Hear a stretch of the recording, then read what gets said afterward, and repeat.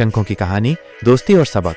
एक बार की बात है, एक सुनहरी रेत वाले समुद्र तट पर दो बचपन के दोस्त राहुल और रोहन हर साल की तरह छुट्टियां मनाने आए थे। वे बचपन से ही एक दूसरे के सबसे अच्छे दोस्त थे और हर पल एक साथ बिताते थे। इस बार उन्होंने समुद्र किनारे शंख इकट्ठा करने का फैसला किया। उन्हें उम्मीद थी कि वे इन्हें बेचकर कुछ पैसे कमा सकेंगे और अपनी बचत बढ़ा सकेंगे। समुद्र के किनारे पहुंचकर दोनों दोस्तों ने जोश से शंख इकट्ठा करना शुरू कर दिया। वे खूबसूरत शंखों की तलाश में रेत में हाथ डालते, लहरों के बीच झांकते और चट्टानों के बीच छिपे हुए खजाने की तलाश करते। धूप की किरणें उनकी पीठ पर पड़ रही थीं और हवा में नमक की महक थी। अचानक राहुल को एक बहुत ही खूबसूरत बड़ा सा शंख मिला। यह शंख सुनहरे रंग का था और इसकी आकृति बहुत ही अनोखी थी। ये एक सीप की तरह था जिसके अंदर मोती की चमक सी थी। राहुल बहुत खुश हुआ और उसे लगा कि उसे बड़ी किस्मत मिल गई है। उसने सोचा कि इस शंख को बेचकर वो बहुत सारे पैसे कमा लेगा और अपने लिए एक नया साइकिल खरीद सकेगा।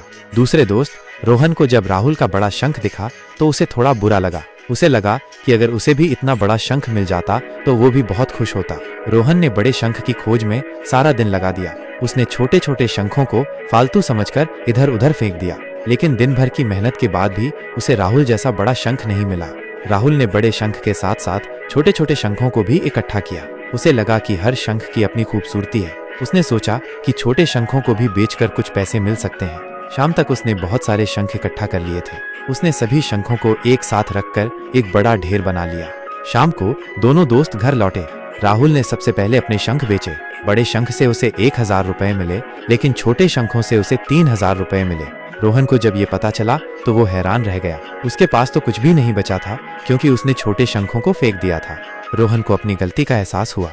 उसे समझ में आया कि उसने बड़े शंख की इतनी चाहत में छोटे शंखों को नजरअंदाज कर दिया था। उसे लगा कि सफलता पाने के लिए हर मौके का फायदा उठाना चाहिए, चाहे वो छोटा हो या बड़ा। राहुल ने उसे समझाया कि छोटे छोटे प्रयास मिलकर बड़ी सफलता की नींव रखते हैं। राहुल ने रोहन से कहा, देख रोहन, हमें हमेशा बड़े लक्ष्यों के पीछे भागना नहीं चाहिए। छोटे छोटे कामों को भी महत्व देना चाहिए। मैंने छोटे छोटे शंखों को भी इकट्ठा किया और देखो मुझे कितने पैसे मिले।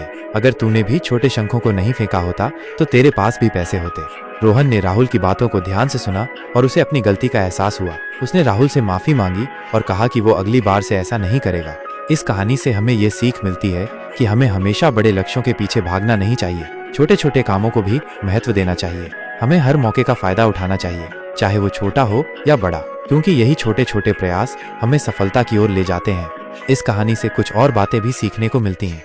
दोस्ती का महत्व। राहुल और रोहन बचपन के दोस्त थे और उन्होंने एक दूसरे की मदद की। लालच बुरा होता है। रोहन को बड़े शंख की इतनी लालच थी कि उसने छोटे शंखों को नजरअंदाज कर दिया। हर चीज की अपनी अहमियत होती है। छोटे शंख भी उतने ही खूबसूरत थे जितना बड़ा शंख। मेहनत का फल हमेशा मिलता है। राहुल ने मेहनत की और उसे सफलता मिली। सहयोग से सफलता मिलती है। राहुल ने रोहन को समझाया और उसे अपनी गलती का एहसास कराया। यह कहानी बच्चों के लिए बहुत उपयोगी है क्योंकि यह उन्हें जीवन के कई महत्वपूर्ण सबक सिखाती है। यह उन्हें सिखाती है कि मेहनत, सहयोग, दोस्ती और धैर्य से सफलता जरूर मिलती है।